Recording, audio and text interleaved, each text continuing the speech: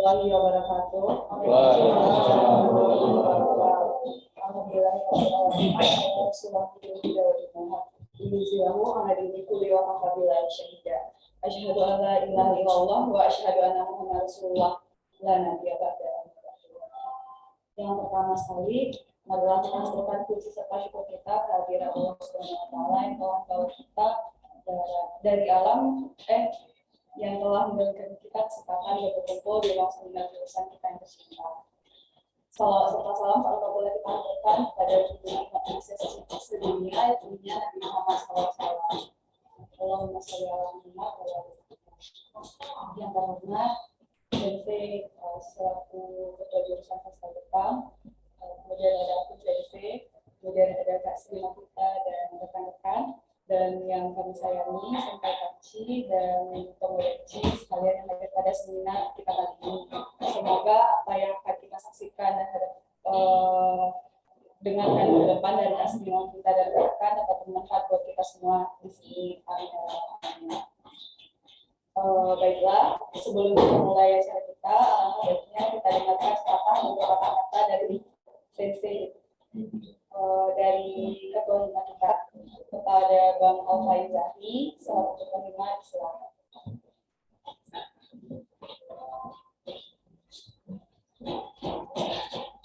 Assalamualaikum warahmatullahi wabarakatuh. Waalaikumsalam. Yang pertama, saya kaji dan kita saya satu jurusan dari sosial ekonomi 2019. Juga yang saya mengerti sampai dengan apa ada dan abang yang telah hadir untuk membawakan materi kepada kita semua ini, dan juga yang saya senangi mendapatkan teman-teman seperjuangan dari angkatan dan kompetensi yang telah datang di ruang seminar untuk mengikuti seminar pada hari ini. Mungkin tidak banyak yang akan saya ulang karena harapan saya untuk di seminar ini teman-teman dapat menangkap dan dapat mendapat peluang yang besar untuk bisa bekerja di Jepang. Harapan saya teman-teman sesudah tamat ini tidak hanya diam di tempat, kita bisa langsung pergi ke luar negeri, mendapatkan pengalaman yang baru, mendapatkan teman yang baru, dan juga mendapatkan pekerjaan yang bisa dibilang banyak yang orang impikan, yang banyak orang impikan. Jadi mungkin itu saja kata sambutan dari saya. Lebih dari saya mohon maaf. Assalamualaikum.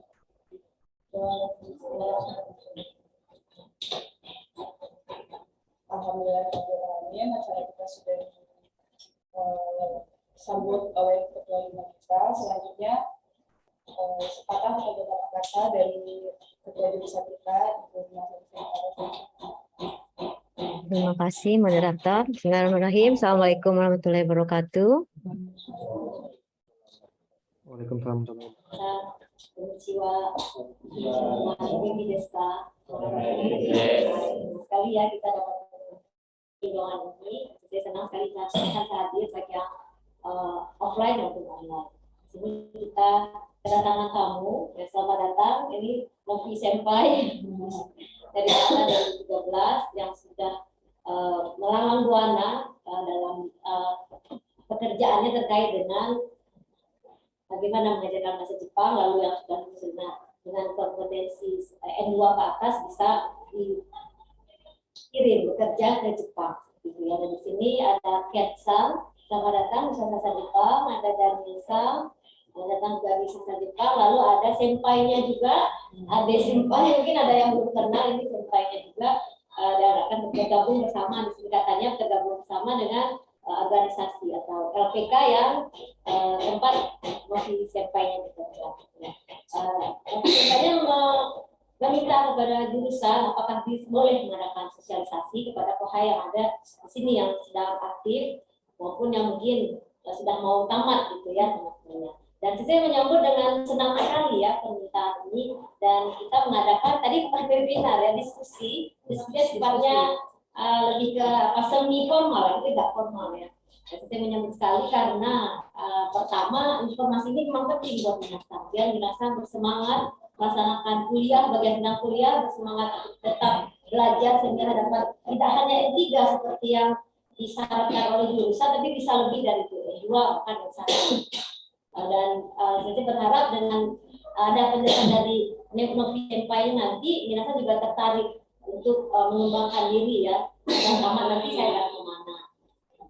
Dan yang saya harapkan juga dari Novi Senpai-nya adalah kita nanti menjalin network ya antara senpai dan kohai ketika minasan tamat mengerti akan kemana, dan senpai juga tahu kalau kami membutuhkan alumni yang punya kompetensi bisa berkolaborasi di sini, langsung merekrut minasan. Seperti ada senpainya baru lulus, Hanapi Senpai kenal ya sudah bergabung ya dengan Hanapi Senpai di perusahaan ini. Tapi kita tidak hanya di perusahaan ini aja ya, saya berharap nanti dikembangkan lebih banyak lagi, lebih luas lagi, sehingga kita bisa membangun satu komunitas bersama-sama ya.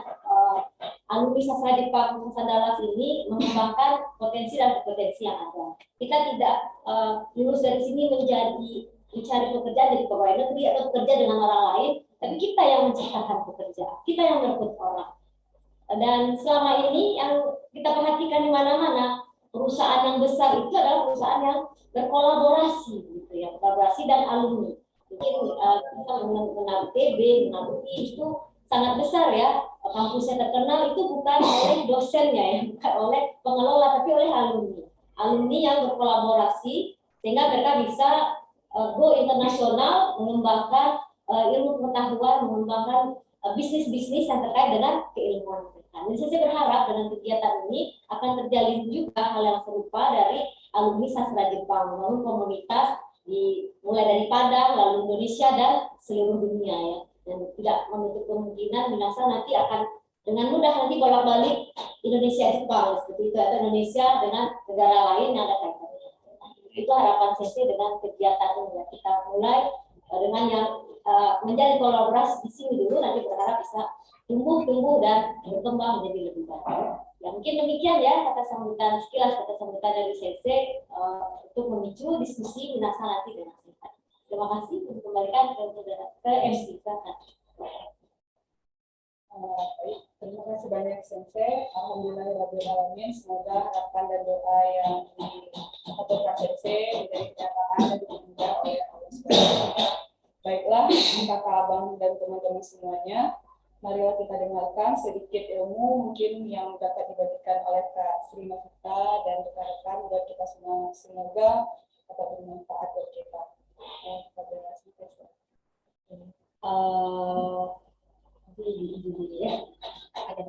Assalamualaikum warahmatullahi wabarakatuh. Kayak seperti tadi kakak bilang, ini kita normal-normal banget. Kita diskusi. Untuk yang di Zoom juga nanti kita juga ada sesi tanya jawab, tenang aja. Jadi semuanya yang di sini ataupun yang di Zoom itu nanti kita ada sesi tanya jawab. Di sini kita lebih ke sharing-sharing aja, karena kebetulan kakak sebagai alumni di sini, jadi pengen ngebagi informasi yang mungkin adik-adik di sini kohai-kohai semua tuh udah dapat, mungkin pasti udah dapat sih, cuman kurang jelas gitu. Jadi sebenarnya apa sih sebenarnya karena kan kesini memang kita lagi ngebangun sebuah LPK juga di sini. Tapi sebenarnya kakak datang ke sini bukan buat promosi LPK sih lebih tepatnya. Tapi karena kebetulan ke Padang dan kepikiran bahwa kayaknya di sastra Jepang ini, anak-anak sastra Jepang ini punya potensial. Sastra Jepang Unan ya. Anak-anak sastra Jepang ini tuh punya potensi, sangat potensial. Tapi entah kenapa, mungkin karena kurangnya informasi atau apa-apa, jadi kurang kelihatan. Yang maksudnya sedikit yang ke Jepang, ya nggak sih? Yang bisa berangkat ke Jepang, kerja di Jepang tuh sedikit banget. Padahal kalau minasan tahu, minasan itu punya network yang luas banget loh kalau mau ke Jepang. Bukan hanya kakak, banyak banget senpai yang bekerja di bidang ini. Kalau minasan tahu, itu tuh minasan bisa tanya langsung ke senpai. Dan itu benar-benar ngebuka peluang minasan untuk bisa berangkat ke Jepang. Ya, katakanlah memang kan di kampus kita banyak ya kerjasama ke Jepang, cuma kan itu susah ya. Maksudnya dalam artian yang diambil cuma berapa orang dan kita ada banyak gitu ya kan. Tapi di luar kegiatan, di luar kerja sama kampus, Minasang itu punya banyak banget kesempatan sebenarnya opportunity untuk kerja di Jepang. Cuma mungkin informasinya kurang jelas ke Minasang. Seperti itu. Ya. Sebelum kalau kita untuk ngelakuin diskusi ini, akan sempat nanya-nanya juga nih, mungkin ke Ade, ke teman-teman yang ke Hanapisang juga. Ada nggak sih teman-teman yang atau adik-adik atau kohai-kohai atau yang siapapun lah sastra Jepang Unan yang mau kerja ke Jepang? Mereka rata-rata jawabannya masih ragu. Apa yang mesti diragukan? Kalian lulus sastra Jepang, yang paling disayangkan adalah jujur di angkatan 2013 di angkatan kakak itu banyak juga alumni paling cuma setengah yang bekerja benar-benar di bidang Jepang, setengahnya lagi tuh kayak bank, e-commerce gitu-gitu. Pokoknya benar-benar nggak relate sama bahasa Jepang.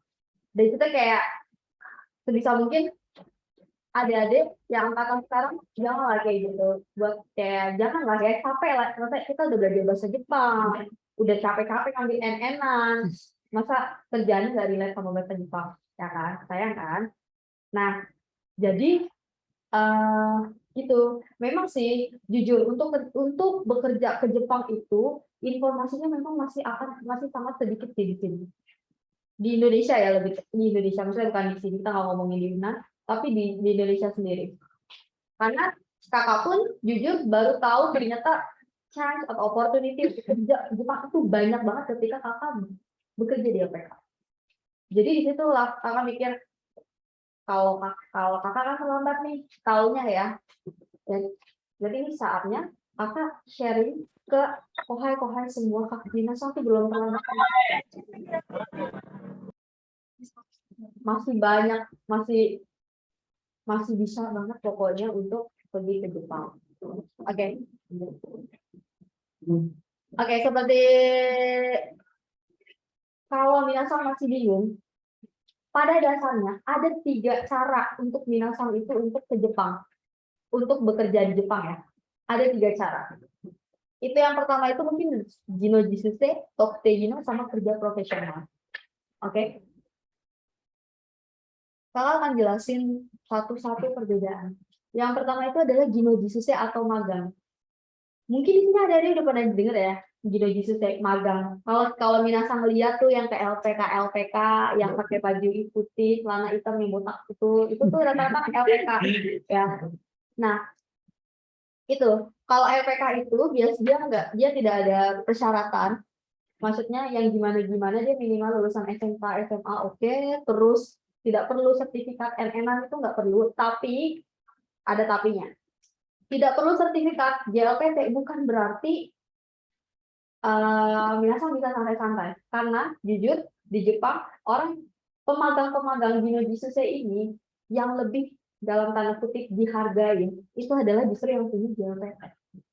Maksudnya punya sertifikat bahasa Jepang yang harus JLPT, ATES, GTS, dan lain-lain. Lalu usianya dari 18 sampai 35. Dan jenis pekerjaannya itu ada manufacturing, ada konstruksi, pertanian, perikanan, perawat yang perawat. Nah, ini kesempatan buat Minasang, buat kohai yang mungkin ketika lulus belum berkesempatan punya JLPT dulu. Ya mungkin kan kita nggak tahu ya, ada beberapa faktor ya yang menyebabkan mungkin Minasang belum bisa dapat JLPT ketika di kampus misalkan. Kita nggak tahu. Nah itu bisa ikut magang. Pasti ada yang berpikiran kayak gini. Saya S1 sastra Jepang, masa cuma magang sih? Cuma Jino Jisuse sih? Ya. Tapi sebenarnya murid-murid kakak yang di LPK itu banyak yang S1 teknik, S1 sastra Jepang juga, Jino Jisuse juga. Nah, mereka berpikiran, mereka kesempatan bekerja dulu di Jepang 3 tahun untuk mengasah bahasa mereka. Nanti ketika mereka di Jepang itu, disitulah kesempatan mereka untuk ambil N2, N3 kayaknya terlalu rendah ya, N2. Jadi pulang dari Jepang, Minasang punya tipe S1 nih, pulang bawa N2 atau N1. Sudah bisa seperti itu. Jangan Minasang sangka bahwa, oh iya saya S1, masa saya cuma magang. Bukan itu yang Minasang pikirkan. Tapi bagaimana Minasang pengalamannya diambil di Jepang itu. Kan karena Minasang cuma 3 tahun di situ ya kan? Minasang cuma 3 tahun, jadi otomatis Minasang kayak ya udahlah 3 tahun ini jadiin aja kesempatan untuk belajar walaupun Minasang pekerjaannya dalam tanda kutip masih pabrik atau apa-apa, ya kan? Kayak gitu. Dibandingkan kalau misalkan Minasang nih belum punya N, untuk nih di Jakarta misalkan kerjanya apa biasanya? E-commerce, customer service. Minasang dapat skill bahasa Jepang enggak kan? Gitu. Jadi bukan itu yang Minasang pikirkan, loh, masa saya S1 menuju susah barengan anak lulusan SMA SMK, bukan itu yang dipikirkan, jangan itu yang dipikirkan. Apa yang akan Minasang dapatkan nanti setelahnya?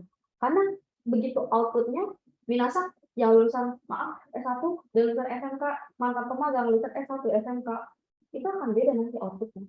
Mungkin bisa di Jepangnya sama, tapi nanti setelahnya Minasang bisa ambil visa profesional, atau Minasang nyampe ke sini udah punya S1, N2, Minasang bisa masuk perusahaan Jepang yang bonafit, yang Toyota, yang besar ya, yang memang semua orang punya impian seperti itu. Tapi maaf kalau lulusan SMK, walaupun mereka punya N2 atau N1, akan beda penilaiannya nanti. Ngerti maksudnya? Jadi bukan itu yang dipikirkan. Lalu yang kedua itu adalah Tokute Gino. Ini yang baru banget. Ini baru banget. Ini visa kerja. Ya. Bedanya apa sih sama magang? Bedanya adalah kalau magang tadi sebenarnya nggak perlu JLPT, nggak perlu sertifikat bahasa Jepang. Tapi kalau Tokute Gino harus minimal M4 dan mereka harus punya tes skill. Ya. SSW, benar, harus punya SSW. Nah, sekarang ini di Indonesia baru ada 5 bidang yang ada tes SSW-nya di Indonesia. Yang lain, sebenarnya ada 14 bidang yang bisa Minasang ikutkan, tapi di Indonesia sendiri baru hanya 5 bidang, yaitu pertanian, peternakan, perawat, pengolahan makanan, dan restoran. Nah, di sini buat Minasang yang misalkan udah wisuda tapi maaf baru punya M4 misalkan. Bisa, tapi udah punya M4 nih ya, bukan yang nggak punya apa-apa, tapi bisa ke restoran. Kalau saya sih, kalau kakak targetnya restoran. Karena kenapa? Karena kan kalau restoran itu kita ketemu orang kan, kita ketemu orang di situ kita bisa asah bahasa Jepang kita. Jadi gini, jadi walaupun ini kan kontraknya 5 tahun ya, maaf, kamu aku lupa jelasin, kalau magang itu kontraknya 3 tahun, kalau Tokute Gino itu kontraknya 5 tahun. Jadi 5 tahun, bayangin Minasang 5 tahun di Jepang, Minasang setiap hari kaiwa dengan orang di restoran seperti itu pasti bahasa Jepang bakal improve banget kan. Yang tadinya mungkin di sini cuma bawa N4, nanti ketika nyampe sana outputnya Minasang bisa punya N2 atau N1, bisa nggak? Gitu. Nah, lalu, ini tuh kalau untuk Tokute Gino sebenarnya nggak ada batasan usia. Biasanya tergantung permintaan dari perusahaannya aja sih. Misalkan perusahaannya kayak ada restoran A, dia minta murid, misalnya minta peserta.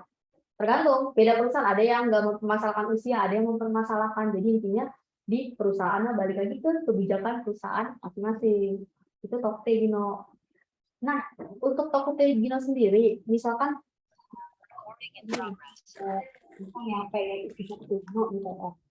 itu gimana misalkan? Kan kalau yang belum punya M4 berarti bisa ngambil JLPT M4 atau JFT Basic A2. Nah, JFT Basic A2 itu selalu ada tesnya, cuman memang agak tricky untuk ngambil untuk ngambil nomor ujiannya itu agak berurusan. Kalau JLPT kan cuma setahun 2 kali, ya enggak? Kalau JFT ada terus. Lalu ini kakak belum tahu nih benar atau enggak. Kalau kebijakan terbaru ternyata NATES juga bisa dipakai untuk Tokute Gino. Tapi ini nanti akan diproses lagi benar atau enggaknya. Tapi katanya kebijakan baru ternyata NATES itu bisa dipakai untuk Tokute Gino.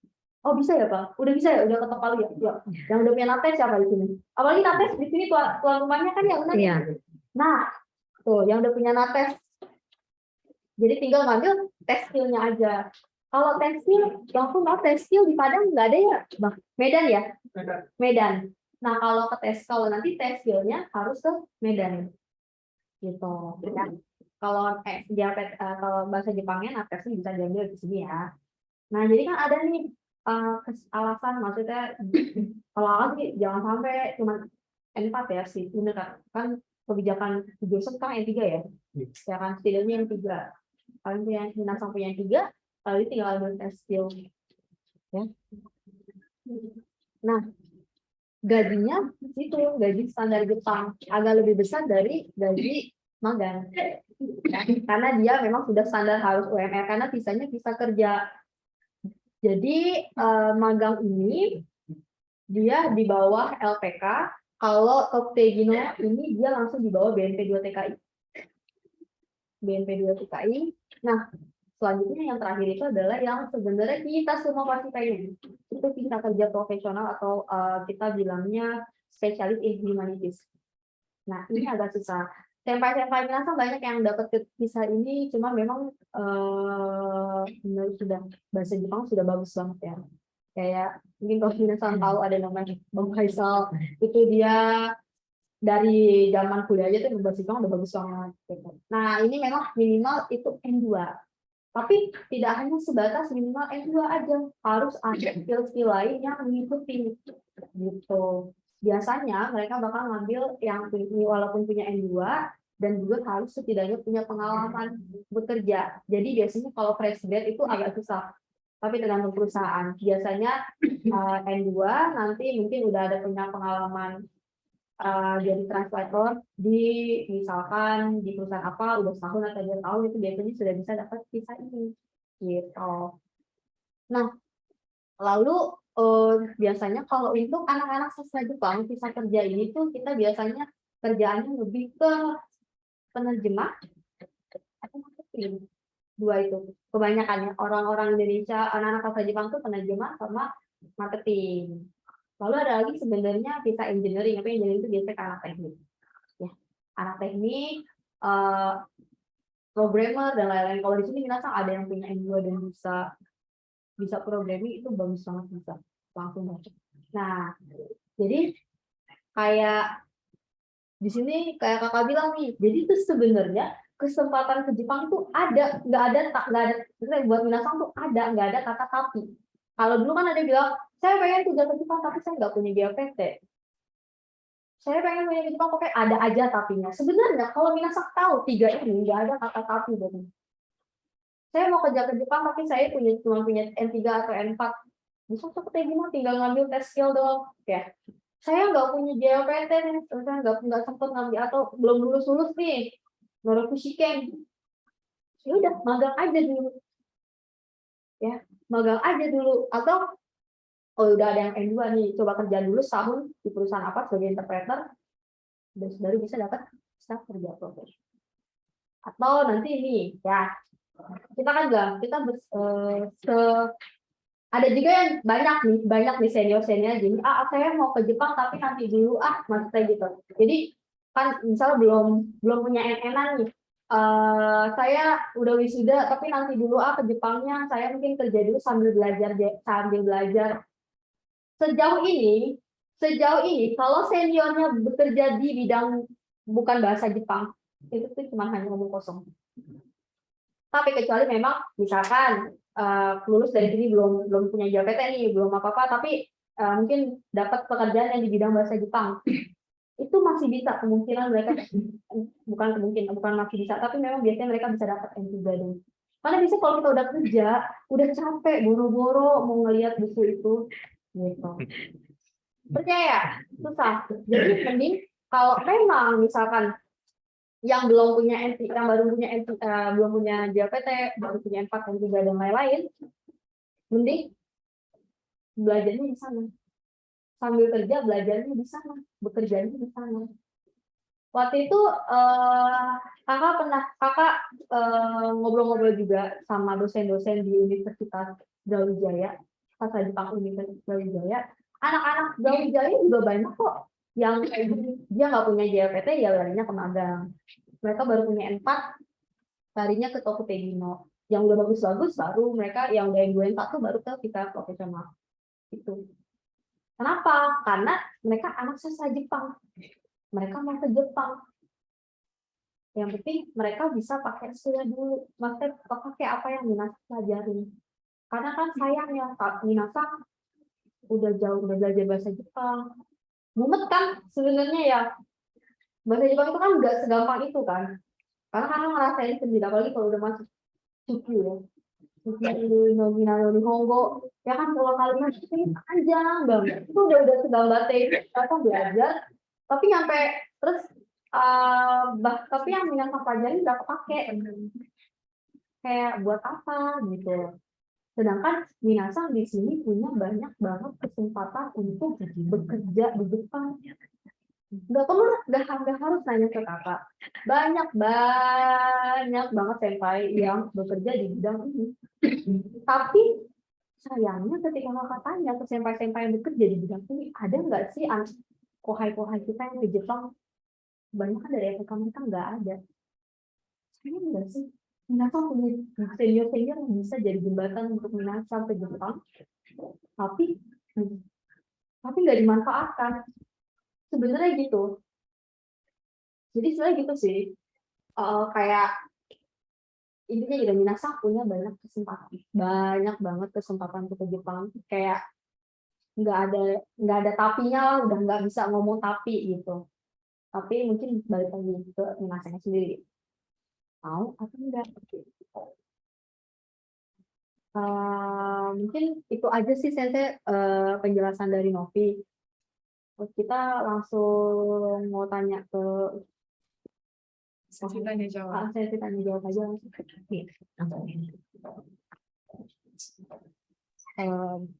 Baik Kak Sri Novita, terima kasih untuk pemaparan sedikit ilmu dan gambaran garis besarnya tentang peluang kita bekerja ke Jepang dari senpai kita.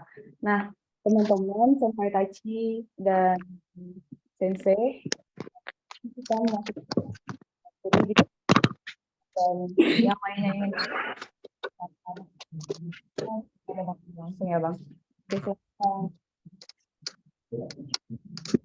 Waalaikumsalam warahmatullahi wabarakatuh. Pertanyaannya berdiri atau Berdiri, Kak Si Bang. Terus kenalan biar kita tahu Abang siapa. nama Nuril harusnya panggilan Nuril dari angkatan 2018. 2016. Oh, temennya Hanafi yang.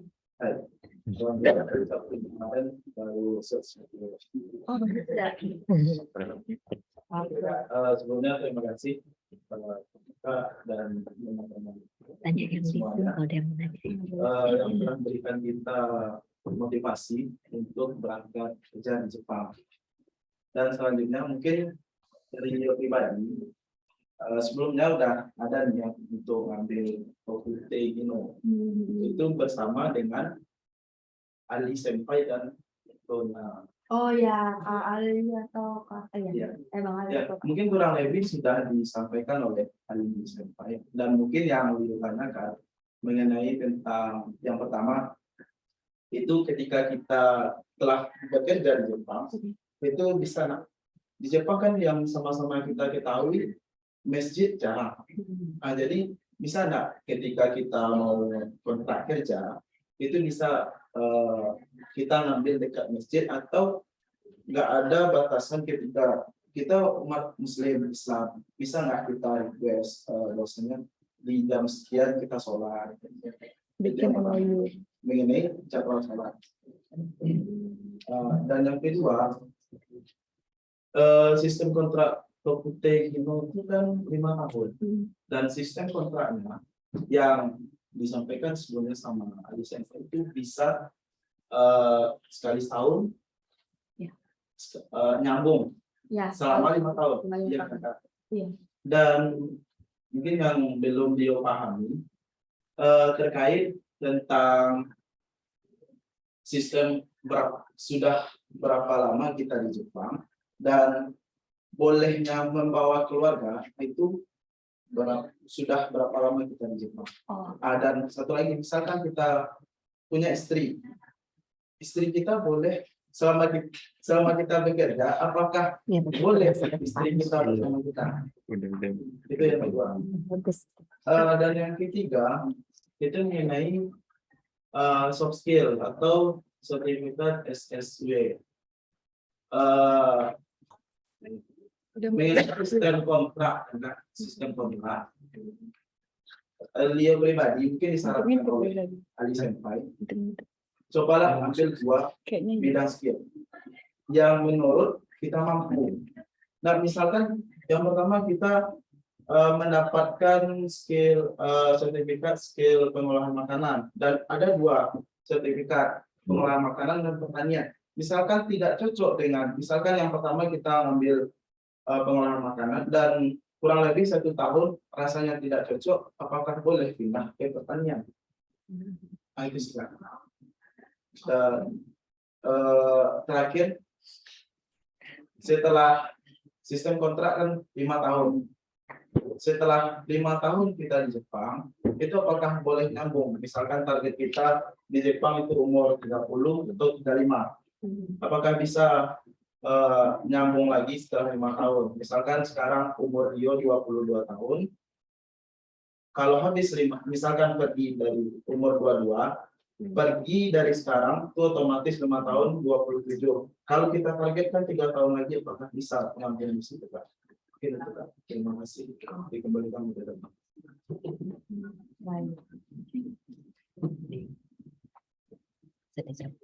Baik, makasih buat pertanyaan dari Bang Leo. Mungkin Kak Sri bisa bantu pecahkan teka-teki Bang Leo, Kak. Oke, baik. Terima kasih. Nah,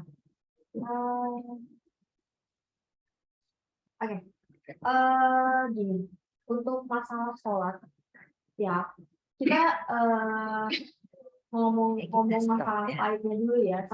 Selama kakak di sini 3 tahunan bekerja di bidang efek, kebanyakan memang dari perusahaan sendiri punya kebijakan, tergantung perusahaannya, tapi kebanyakan memang punya kebijakan nggak boleh sholat ketika jam kerja, ya kebanyakan.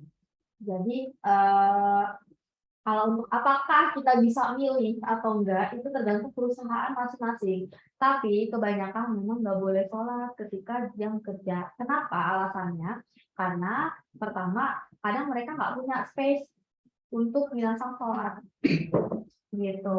Lalu yang kedua, sebenarnya selama tidak mengganggu jam kerja, itu mereka nggak akan masalah. Contohnya, ketika kita jam istirahat makan siang nih kan, ketika istirahat makan siang itu kan ya kan kita ibaratnya jam istirahat ya, terserah mau ngapain. Kalau minasan bisa curi-curi waktu untuk sholat nggak akan masalah karena nggak mengganggu jam kerja. Tapi kalau kayak asar, pokoknya intinya yang sekiranya mengganggu jam kerja itu akan sulit untuk minta izin untuk sholat. Jadi kalau kakak pribadi di APK, murid-murid kakak bilang kayak gini. Kita kan ada yang namanya jamak, bisa dijamak. Kalau memang tidak memungkinkan, ya udah kita jamak. Sebenarnya untuk masalah sholat masih fleksibel tergantung perusahaan masing-masing. Yang agak susah itu adalah masalah puasa kalau kita kerja di bidang konstruksi atau pabrik, tapi yang benar-benar kayak mungkin pabrik makanan yang kita di depan oven. Mereka sangat melarang kita puasa bukan karena apa-apa, karena demi keselamatan kerja, keselamatan kita sendiri. Karena kalau pingsan, kalau apa-apa di lapangan itu kan bahaya ya. Takutnya kenapa kalau kita pingsan kita jatuh dulu nggak masalah, kalau pingsan nanti kita kena apa kan susah, ya kan? Jadi ya kalau kita sama-sama tahu, agama pun juga mengajarkan bahwa kalau seandainya sesuatu itu membahayakan buat kita, nggak apa-apa kita masih bisa kita ganti. Kalau kakak pribadi mengajarkan gitu, intinya kalau sholat kita tanya ke perusahaan, kalau perusahaan apa mereka merasa keberatan, yaudah kita bisa jamak, ya kan? Kita bisa lakukan ketika dia di rumah atau ketika jam istirahat gitu. Nah kalau puasa mungkin kalau seandainya benar-benar kita kerjaan nggak memungkinkan untuk berpuasa, kita bisa ganti di ketika libur atau apa gitu. Nah, lalu untuk bawa keluarga, jadi ini pengetahuan buat Minasa. Tokutei-nya itu ada 2, Ichigo sama Nigo. Ya, Tokutei yang pertama itu 5 tahun, ya. 5 tahun pertama belum boleh bawa ke keluarga. Nanti ketika minasang udah lanjut 5 tahun baru boleh bawa keluarga, intinya boleh bawa keluarga.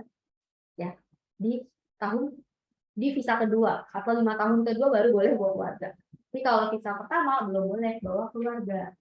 Gitu. Nah, kalau pembawa keluarga yang mau datang mungkin bisa datang tapi dengan visa kunjungan. Dan itu pun harus mungkin izin dulu sama perusahaannya nih, keluarga saya yang mau datang atau ini. Ya. Jadi intinya 5 tahun kedua baru bisa bawa keluarga. Lalu SSW bisa ngambil dua skill bisa, dan ketika nanti minasang udah nyampe sana, misalkan tadi kata Ryo-san, minasang pertama ngambil pengelolaan makanan, udah lulus nih ya kan, pengelolaan makanan, ternyata setelah setahun nggak cocok, saya bisa nggak pindah, punya SSW kan udah punya SSW pertanian, pindah bisa, karena kan di Tokutegino nggak ada larangan untuk, kecuali magang kan nggak boleh, nggak bisa pindah perusahaan, tapi kalau Tokutegino bisa. Tapi saran sensei, maaf, aku biasa di LPK, saran kakak, jadi orang Jepang itu kan tipikal yang jarang gonta-ganti kerjaan. Mereka tuh paling dalam satu perusahaan itu tuh bisa lama kan, bisa bertahun-tahun dulu, nggak ada kayak kita yang namanya 1 tahun pindah-pindah gitu. Pindah kerjaan boleh, tapi sebaiknya jangan. Kenapa? Karena jujur nanti nama orang Indonesia juga. Kenapa? Dari ini orang mereka orang Indonesia tuh baru 1 tahun udah pindah. Kenapa begitu? Sebenarnya Tokutegino itu perusahaan pertama yang memberi minasang visa dari Indonesia ke Jepang ini yang paling kan ngurusin visa minasang itu karena kakak itu bagian ngurusin visa parah. 3 bulan, yang di Indonesia aja kita bener-bener kayak berkutik banget sama dokumen, apalagi yang di Jepang yang belum balik imigrasi. Kayak kasarnya kita udah capek-capek 3 bulan, ini kan cuma tahu di perusahaan kita kayak gimana gitu kan, ujung-ujungnya apa? Orang Indonesia yang kena, nggak mau ngambil orang Indonesia. Asal minasang tahu ya, kakak di sini nggak mau minasang berpikiran bahwa minasang tuh nggak punya saingan. Saingan kita itu Vietnam, Myanmar, Kamboja. Karena kakak di sini kan juga handle klien-klien dari luar yang pengen, yang mulai melirik orang Indonesia untuk bekerja di sana. Ya. Itu susah sekali meyakinkan mereka, karena mereka suka ngebanding-bandingin. Jadi ketika minasang ke Jepang, minasang itu harusnya merasa bahwa minasang itu bukan bawa diri itu, tapi minasang juga bawa nama Indonesia. Jadi boleh pindah kerjaan boleh, tapi sebaiknya jangan setahun. Setidaknya kita hargai kerja keras mereka untuk mengabdi, dan kita pikir ke depan. Karena minasang udah gede, udah tahu, udah bisa berpikir panjang ke depan. Jangan sampai kan orang luar nggak mau ngambil Indonesia gara-gara kita terkenal, suka baru setahun udah berhenti. Oke? Itu aja sih. Ada lagi, Rio? Ada tanggapan, Bang? Oke, mungkin terima kasih untuk pertanyaan pembukanya dari Bang Rio. Nah, teman-teman, senpai, mungkin dari tadi Nia juga lupa, kalau kita belum kenalan nih sama tim kakak. Dari tadi, yang Nia tahu dan Nia kenal baru cuman kakak. Jadi kakak datang sama siapa aja nih? Assalamualaikum. Nama saya Ken. 今日は来ていただいてありがとうございます。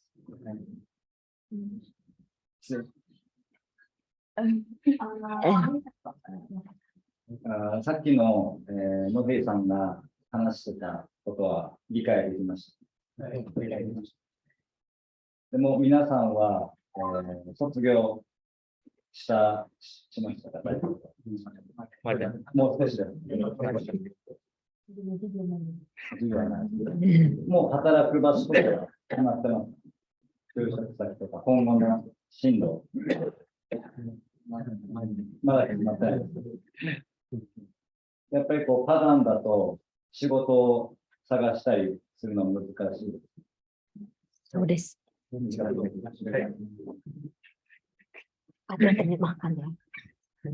まあ、この LPK というプログラムを使えば、皆さんが4年間日本語を勉強した経験を生かして、今後の将来をこうよりよくできるいいチャンスだと思うので、少しでも興味あればいつでも連絡していろいろ聞いてください。 Haji Yakusaになります。 Nah, jadi kata Kiai Insan tadi, kalau misalnya kalau teman-teman ingin mengeluarkan skill atau menggunakan skill teman untuk silakan menghubungi WK Kiai Insan dari teman-teman. Alhamdulillah. Oke, arigatou gozaimasu, Ken Senpai. Masih ada. Oh, masih ada. Oh. で、インドネシアだと、その仕事が探すのがすごい難しいと思うんですけども、日本はもう、インドネシアと違って、年配の人がすごい今多くて、子供がすごい少ないです。もう一家族に、子供一人いるか、多いところで2人いる感じで、なのでこう、仕事がいっぱいあります。もう働ける、どこの企業もお金かけて働く人を、探してます。なので今すごいチャンスだと思うので、少しでも興味あれば挑戦してみてください。Jadi kata yang berikan, kalau di Indonesia ini pekerjaan ini sebenarnya sedikit, sedangkan di Jepang banyak orang yang tua tapi lapangan pekerjaan itu banyak dan yang membuka agama tidak punya dua atau dua orang. Jadi di situ tuh memang banyak orang negara yang berkesempatan untuk orang luar negeri yang mau mengadu nasib. Jadi kalau teman-teman ingin coba silahkan cari lebih dari kemarin. Kerja di segala bidang ya, tersedia di sana. Oh, udah. Jadi mungkin sedikit terima kasih untuk membiasakan telinga Nia yang hanya orang biasa ini mendengarkan kalimat atau percakapan bahasa Jepang. Tapi tadi mungkin sedikit kekurangannya Kak Bang dan Sensei, teman-teman di Zoom juga nggak kedengeran mungkin apa yang Ken Senpai sampaikan. Jadi jika nanti ada teman-teman di Zoom yang ingin bertanya atau menanggapi diskusi kita, disilakan mungkin bisa raise hand. Di sini Bang Alfain sudah standby di depan laptop Sensei. Jadi jangan ragu-ragu teman-teman, soalnya mendengar Ken Senpai berbicara cukup membuatnya excited tentang bahasa Jepang. Oke, selanjutnya minta tolong.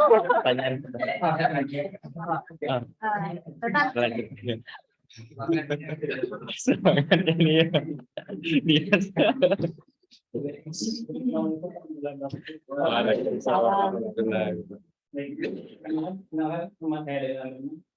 Saya sebagai staff untuk ketika Panggilannya siapa Bang? Daniel. Oh, Bang Daniel, Daniel Senpai. Makasih Bang Daniel. Lanjut Bang. Assalamualaikum warahmatullahi wabarakatuh. Waalaikumsalam. Terima kasih. Perkenalkan nama Ade Novem, kebetulan nama bukan ini Jepang DP 11. Tahun di sini Bang join sama Kak. Mau bertanya lagi nggak tentang pengajar. Saya bukan tentang materi yang dikasih. Tadi kenapa lembak kalian mungkin seperti itu. Arigatou gozaimasu, Ade Senpai.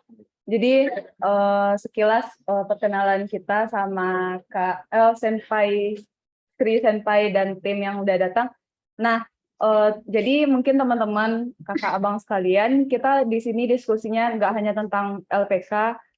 Tadi udah dicuil juga sama Bang Rio tentang pertanyaan apa aja yang bisa kita tanyain. Jadi foto itu lu lah. Betul itu Cik. Jadi jika ada yang ingin ditanyakan, baik kepada rekan-rekan yang ada dalam ruang Zoom, silakan. Dan pertanyaan bebas bisa diajukan kepada Sri Senpai langsung atau Ken Senpai atau Bang Daniel ataupun Bang Ade. Oke, di sini ada Bang itu dulu Bang. Waalaikumsalam warahmatullahi wabarakatuh. Dari Komite 19. Fadel Rahman. Langsung mulai pertanyaannya. Padahal mau tanya Kak, untuk yang kita kerja yang jurnalnya kan tuh padahal kalau kita itu kan itu ya misalnya aksi atau misalnya mau penerimaan itu ya di Jepang kan. Jadi kadang ada yang kumia yang menawarkan itu kumia yang menawarkan untuk apa misalkan kerjaan ini menjadi penerjemah atau pengurus dokumen. Kadang mau tanya Kak, jadi kadang ada yang direkrut untuk kadang yang apa kadang yang untuk sarjana nggak ada ditanya atau yang untuk untuk pengalaman kerja kadang nggak ada ditanya, tapi yang informasi yang dikasih itu dikit misalnya syarat untuk N2 atau apa bisa menerjemahkan dokumen atau menginterpretasikan bahasa yang baik itu informasi kayak gitu Kak valid atau bisa dipercaya?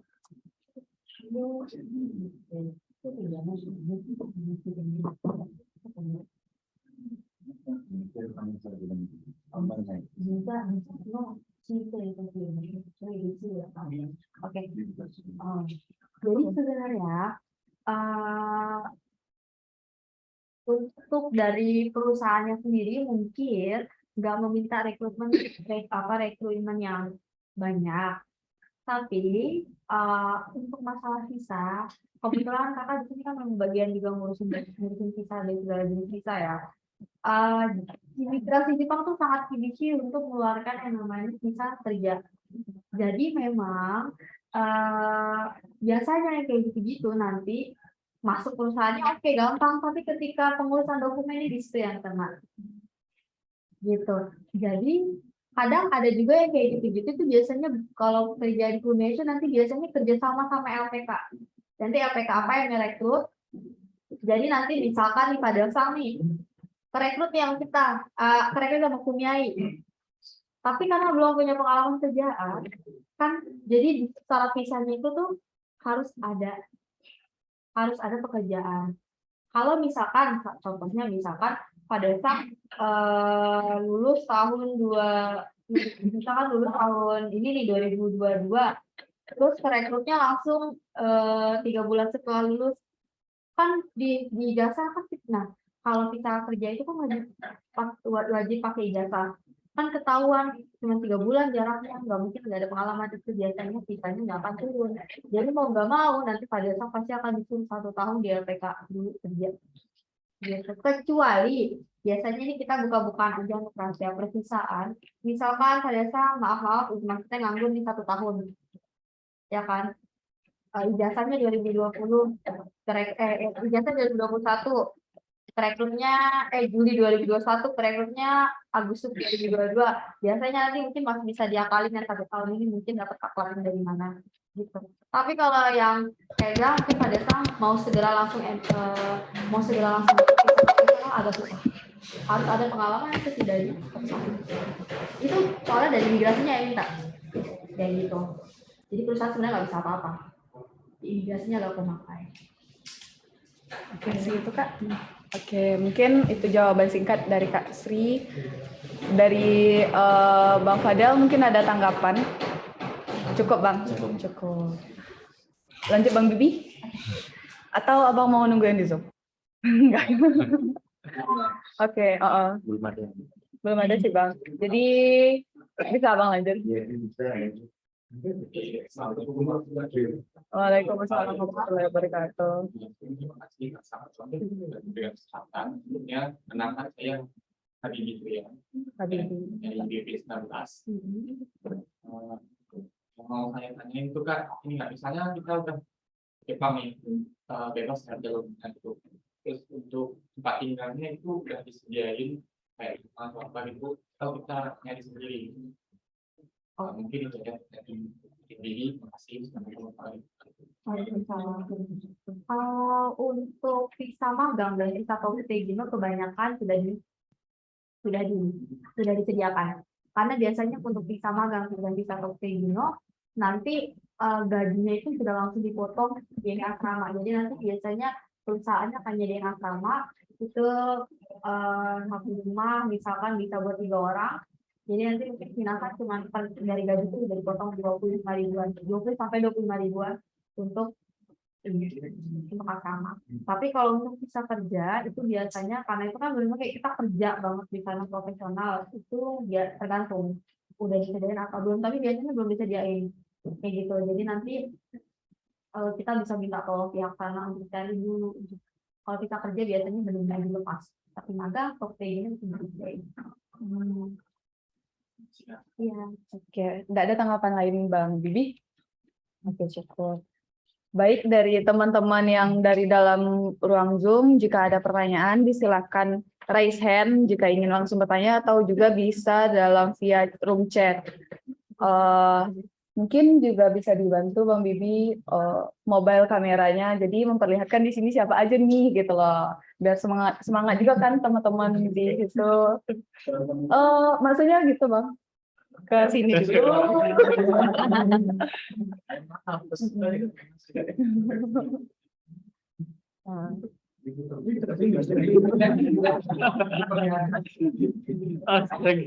Enggak lanjutnya.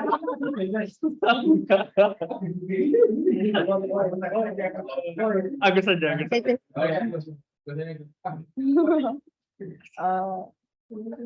Ini dari Sensei boleh bertanya. Mengenai ini tadi ada yang 3 jenis ya visa kerja ya yang bisa. Saya berharap Minasa ikutnya visa kerja ini ya, karena minimal S1 dan memiliki kemampuan N2. Ya mungkin ini minta dari Novi Senpai untuk bisa N2 itu tip dan triksnya apa? Pertama itu ya. Lalu kedua, katanya kan ada ini memiliki pengalaman kerja. Jadi apa cara kita supaya bisa memiliki syarat ini? Jadi kita nggak ikut yang program yang magang atau Tokyo gitu ya. Karena ini sebenarnya pekerjaan level SMA ya, Minasang S1. Kenapa tidak kita maksimalkan S1 kita? Jadi saya tidak berharap Minasang bekerja di bagian yang itu gitu ya. Kita manfaatkan skill kita. Lalu kemudian ini untuk gaji standarnya udah pasti ya Jepang gitu ya. Kalau untuk S1 internasional dan Jepang itu internasional minimal setahu Sensei $3.000 ya. Biasanya begitu kan. Kalau dirupiahkan itu berapa ya? Pikir sendiri ya. $3.000 harusnya S1 itu di seluruh dunia, standar dunia begitu. Dan di Jepang juga mirip ya. Jepang juga mirip. Lalu kemudian ini berapa lama visanya bisa kita ambil? Apakah selama ini kayak Faisalnya, Senpainya itu kayaknya udah lama banget ya di Jepang mau pulang-pulang. Apa berapa lama visanya? Kalau ini kan terbatas 3 tahun, ada yang 5 tahun. Kalau ini apakah boleh sampai, tapi saya punya teman ya, banyak juga beberapa teman yang sampai sekarang udah 15 tahun, 20 tahun masih kerja di Jepang gitu ya, berkeluarga, anaknya sampai sekolah di Jepang gitu, seperti itu. Yang seperti itu yang saya harapkan ya, kalau Minasang benar-benar ingin bekerja di Jepang. Dan ini tip dan triksnya untuk bisa mencapai itu, tolong ini minta penjelasan ya dari Novi Senpai. Ya, terima kasih. Kerja itu kan minimal N2 ya, sama punya pengalaman setidaknya 1 tahun kan. Nah, untuk tips and triknya, jujur memang harus ketika lagi kuliah deh bagusnya ngambil N2, karena jujur kalau kakak sendiri baru dapat N2 itu ketika kerja, itu pun karena alhamdulillah bekerja di bidang di bagian bahasa Jepang, dan kebetulan kakak langsung orang Jepang, jadi ngomong setiap hari, dan itu improve lah bahasa Jepang kakak, baru bisa dapat N2. Nah, jadi memang, tapi di situ nyesel, bagusnya memang ketika waktu paling baik ketika kita untuk ngambil JLPTN sampai N2 itu adalah ketika kuliah. Karena kita maksimal belajar kan, tapi kalau udah kerja itu udah susah kembali fokus. bener-bener udah susah banget. Jadi Minasa masih ada waktu nih, ya kan? JLPT juga ada. Nah, nates bisa atau enggak? Kalau pernah tahu cuman JLPT kan ada di bulan tahun ini atau nanti Juli ada? Enggak ada. Di Padang. Di Padang ada 2 kali Oh, setahun. bisa. Iya. Juli juga ada, itu ngambil bagusnya JLPT. Pokoknya ketika lagi kuliah bagusnya ngambil JLPT M2. Benar serius, karena kalau udah kerja pasti udah lihat.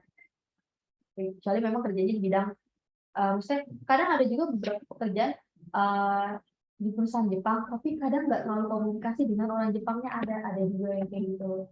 Jadi kalau memang setiap hari kayak komunikasi sama orang Jepang, email-emailan, nah itu biasanya nanti gampang improve bahasa Jepang. Tapi kalau takutnya enggak, terus kali kita udah capek juga kan kalau udah kerja. Jadi memang saat inilah bagusnya Minasa ambil M2 ya. Lalu tadi kayak untuk masalah visanya, jadi kalau visa kerja ini dia tuh per 1 tahun kan, tapi diperpaling terus diperbaharui terus tergantung kontraknya. Nah enaknya visa kerja tuh ini nggak ada batasan. Kalau Tokte magang kan ada dibatasin 3 tahun 5 tahun udah, tapi kalau visa kerja ya bener kata Sensei tadi sampai 15 tahun kita di Jepang bisa, karena kita visanya ini kayak nggak ada batasan, kita bisa perpanjang terus, bisa perpanjang terus. Makanya itu paling enak memang visa yang kerja ini. Jadi saran kakak sebagai, karena kakak nyesel banget nggak ngambil N2 atau pokoknya nggak ngambil JLPT yang tingkatnya lebih tinggi ketika zaman kuliah. Kalian nanti Minasa bakal nyesel. Jadi mending sekarang ketika Minasa bener-bener fokusnya tuh ke belajar doang, ambilnya sekarang. Bener, serius. Kalau nggak nyesel. Jadi nanti tinggal ngambil yang 2, terus mungkin tadi kayak misal kalau ada yang dapat tawaran kerja di Kumiai, dengan sama tak Kumiai belum tahu kan. Jadi Kumiai itu adalah kalau ini kan kalau di Indonesia ada LPK. Nah kalau di Jepang itu Kumiai nanti ngebawahin pemagang gini yang ada di Jepang yang ngatur si Kumiai ini.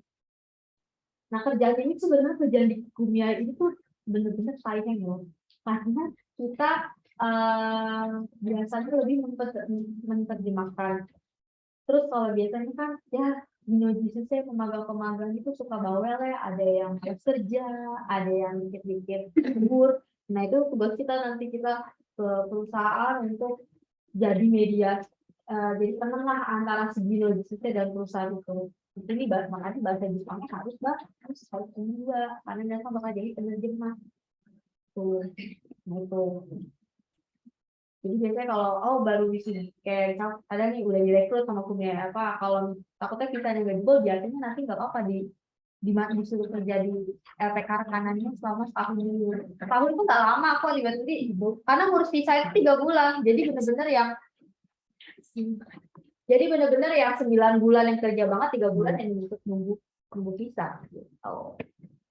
Terus satu lagi pertanyaan Sensei, untuk memiliki pengalaman ini tips-nya gimana? Tip dan triksnya?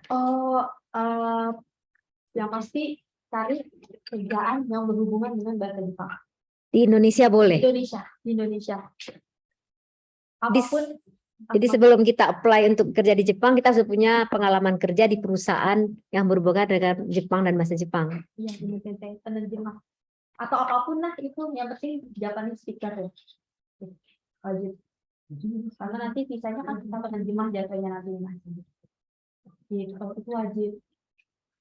Itu selalu visa penerjemah. Misalnya kita punya skill yang lain bisa ya? Oh bisa, Tete. Sekarang tuh yang lagi banyak dicari itu programmer. Memang bahasanya itu kan benar-benar tingkat. Kalau misalnya punya N2 dan satu program itu jadi rebutan sih di Jepang. Kita direbutin fokus di Jepang. Itu aja Sensei. Jadi beberapa pertanyaan dari Sensei udah terjawab, kakak abang dan teman-teman. Nah, dari teman-teman atau kakak abang sekalian masih ada pertanyaan atau hal yang mau dikulik-kulik dulu dari kehidupan Kak Sri di Jepang, boleh Kak Sita? Mungkin gambaran. Tapi kalau dari sini sendiri Kak, gambaran Biasanya kan, mohon maaf ya Kak ya, maklum aja kita kan cewek mater-mater ya Kak ya. Gaji di Jepang itu berapaan gitu Kak? Kalau yang Kakak kemarin dari awal-awal. Oh gitu. Nah, ini Terus betul Bang. salah satu alasan kenapa kakak kesini untuk ngomongin masalah kalau pengen ngasih tahu kalau Jepang punya kesempatan kerja di Jepang itu luas, itu salah satu alasannya adalah karena dulu tahun 2013 informasi masih sedikit, terus minat senior-senior yang kerja di bidang pengiriman tenaga kerja ini, baik itu visa kerja atau visa itu masih sedikit juga. Jadi kakak dulu ke Jepang itu pakai program ISEC, internshipnya ISEC. Berarti Kakak join ISEC Unan. Iya, kebetulan member ISEC juga dulu. Jadi itu sendiri, benar-benar cari informasi itu sendiri, semua sendiri kayak gitu. Terus maksudnya dalam artian kakak langsung ke ISEC-nya gitu. Habis itu di sana sih karena internship ya, karena magang. Jadi karena kakak prinsipnya adalah kakak anak bahasa Jepang, masa nggak punya pengalaman ke Jepang sih gitu. Jadi kakak ke ISEC itu internship itu cuma nggak digaji, jadi cuma dapat uang jajan sekitar 60.000 atau sekitar 7 juta per bulan. Tapi udah disediain tempat tinggal dan lain-lain. Dan kebetulan kakak dulu malah tinggalnya tuh di Shinjuku, di pusat kota banget dengan uang 7 juta sebulan doang. Tapi alhamdulillah survive karena Senin sampai Jumat itu jadi kakak dulu internshipnya itu jadi guru TK. Oh, jadi guru TK gitu. Nah, karena apa namanya, gimana maksudnya, karena kakak kan internship di Jepang ya, gajinya cuma 7 juta tuh waktu itu kan ya, tapi untungnya karena Senin sampai Jumat itu dapat makan, terus kalau misalkan mereka lagi masak yang nggak bisa kakak makan itu dapat uang jajan juga gitu. Dari situ bisa alhamdulillah survive kayak hanya dengan 7 juta per bulan, dalam waktu 6 bulan aja itu udah bisa ngumpulin 10 juta, maksudnya bisa ngumpulin 10 juta gitu. Apalagi kalau misalkan kerja di Jepang dengan gaji yang 30.000 USD itu, atau kalau udah dipotong-potong dengan biaya asuransi dan lain-lain, mungkin kita ada lah dapat 25 juta sampai 27 jutaan itu pasti dapat kayak gitu. Bayangin, binasa itu udah bagus banget. Selain gaji sebenarnya lebih penting adalah binasa anak bangsa Jepang harus ke Jepang lah gitu loh, maksudnya harus kerja di Jepang. Sekarang tuh udah banyak senior-seniornya juga yang ke Jepang kan dengan visa kerja, atau mungkin banyak juga yang ke Jepang dengan program Nihongo Gakko ya terus Nihongo Gakko. Cuman tuh kalau kita lihat Nihongo Gakko itu kan biayanya mahal ya, mahal. Jadi intinya kalau mau ke Jepang, intinya kalau mau murah berarti kita harus pakai otak ya, gambar ngambil dua ya. Tapi kalau misalkan nggak maunya di Jepang aja, mau belajar di Jepang ya resikonya kita ngeluarin biaya yang banyak dong ya nggak sih, pasti ada yang kita harus bayar. 6 sampai 7 juta itu baru internship. Tapi kalau misalkan binatang dengan kita kerja profesional itu kayak yang saya bilang itu sekitar 30.000 USD, atau kalau udah dipotong-potong sama semuanya sekitar 25 juta pasti nggak, 25 sampai 27 juta. Oke, makasih Kak Sri untuk informasinya. Itu pertanyaan sekilas dari Nia, Kak Abang dan teman-teman. Bang Leo mau nanya? Tergiur sama duit? Oh, enggak, Bang. Boleh, Bang. Lanjut, Bang. Terima kasih, Nia. Mungkin terakhir, yang pengalaman kerja itu, misalkan kita kerja sebagai sensei di sekolah-sekolah itu dihitung nggak pengalaman kerja? Sensei bahasa Jepang? Iya, sensei bahasa Jepang ke siswa sekolah SMA. Itu masih bisa dihitung, Pak. Masih bisa dihitung. Cuman permasalahannya adalah begini, itu tuh dihitung dari kapan kita wisuda. Misalkan nih, jadi bukan Pak, kalau misalkan siapa namanya Rio wisuda tahun berapa? Udah wisuda? Tahun kemarin. Nah, berarti ijazahnya tahun 2022. Nah, pengalaman selama kerja waktu kan kita juga seringnya kerja sambil ini itu nggak dihitung. Itu bakal dihitung sebagai part time doang aruba itu. Jadi nggak akan masuk hitungan. Freelance itu gitu nggak akan dihitung. Jadi benar-benar untuk yang minasa yang baru mau lulus atau yang udah lulus ini memang pasti harus kerja dulu setahun. Cuma biasanya itu kok nanti kayak gitu kalau kayak punya itu nanti bakalan dibilangan suruh kayak ngaku dulu setahun. Tapi yang penting kan maksudnya biasa udah tanda tangan kontrak sama Jepang, udah pasti pergi ke Jepang dalam tahun ke depan kali gitu. Nggak ada. Ada tanggapan Bang? Mbak Lio yang masih nanggapin ya Bang? Sabar Bang Pak In. Bukan pengalaman kerja sih. Mungkin kalau boleh. Kenapa? Kalau boleh, spill dong sesuatu yang penting misalnya. Apanya? Pertanyaan. Wah, Pertanyaan Pokutegino. Yang satu ya.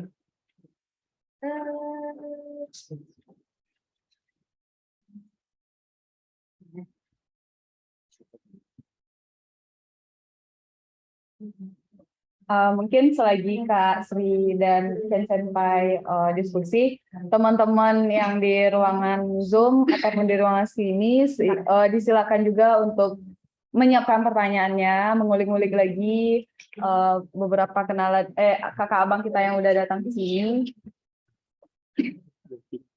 Yang di ruang Zoom silakan raise hand ataupun bertanya lewat via room chat. Nggak ada yang nanya. Lagi kuliah nggak sih? Kuliah nggak bisa mungkin. Nyapain aja nanti.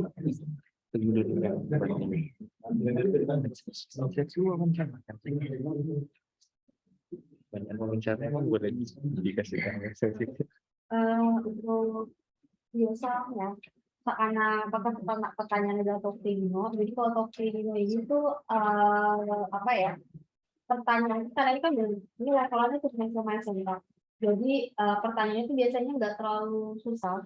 Mereka cenderung bertanya tentang smoke taking atau alasan kita mau ke Jepang, dan mereka suka jawaban yang rasanya nggak klasik. Biasanya kan kalau kita jawabnya, nah di sini. Jadi sebenarnya kalau kita di LWK kita punya tips and tips dan kita ada tips and tips sendiri untuk menjawab pertanyaan-pertanyaan tersebut. Mereka bukan nggak suka kalau jawaban pasti itu kan, oh saya ingin mencari pengalaman, saya pengen cari, itu kan terlalu klasik ya. Sedangkan orang Jepang itu perlu yang benar-benar jelas, real, kayak dari situ mereka bisa handang atau bisa menilai ini anak emang benar-benar kayak kerja di Jepang atau enggak. Lalu mereka sangat suka memang orang-orang yang anak-anak, orang-orang yang memang benar-benar punya minat ke Jepang, maksudnya Nihon Nigaru gitu. Misalkan pasti ditanya kalau mau ke Jepang nanti maunya kemana gitu. Yang percaya minat apa sih udah jual kepala menjawabnya. Doko ite desa, nani otabe ite desa gitu. Itu tuh makanya itu terlalu kantang sih buat Minasang sebenarnya. Oke, ini disukai. Minasang harusnya bisa lebih konsen lagi, bisa lebih kayak sebenarnya Minasang di sini tinggal kan nih. Kan kalau udah tahu nih cara dapetin visa profesional, udah tahu sebenarnya itu. Nah ini enaknya Minasang itu, Minasang udah tahu sekarang. Harusnya Minasang udah tahu stepnya. Hari ini kayak pulang dari sini mau ngapain? Ya ambil aja dua. Daftar di LPT kalau masih bisa. Oke, nanti coba. Jadi sebenarnya nanti bisa minta WhatsApp kakak. Jadi di sini jadi di sini kakak bisa nanya personal aja, nggak apa-apa. Maksudnya bukan walaupun di sini kakak orang LPK bukan berarti kayak Minasang di sini kesampingkan kakak sebagai orang LPK, kakak di sini sebagai senior Minasang. Jadi kalau Minasang butuh pertanyaan apapun mengenai pekerjaan di Jepang, kesampingkan masalah LPK, tanya aja langsung. Nanti tanya aja sama Pak Ilham. Kakak Nates bisa nggak, kakak atau gimana? Nanti kakak akan coba cari tahu Nates bisa nggak ya untuk visa profesional atau enggak, karena kan Nates juga tahu 4 kali ya Sensei? 6 kali. 6 kali, lebih gampang, pasti lebih banyak kesempatannya kan. Nanti Kakak akan coba cari tahu aktif bisa atau enggak. Ya, nanti pokoknya feel free untuk WhatsApp kakak nanti masalah pergi ke Jepang itu gimana caranya itu tanya aja bebas. Oke, mungkin itu sedikit jawaban ya Bang Leo. Masih ada Bang pertanyaan? Enggak. Baru mampain. Apa tuh Bang? Iya. Boleh nih. Kak, Fain mau bertanya. Sebelumnya Kak Abang dan teman-teman, perkenalkan nama saya Alfain Zahri dari BP19. Mau bertanya. Tadi Kak ada mention masalah freelancer gitu Kak. Nah, yang Fain mau tanyain Kak, apakah nggak ada kayak penilaian atau jalur yang memudahkan untuk orang-orang yang udah bergelut di freelancer gitu kan Kak? Itu Kak.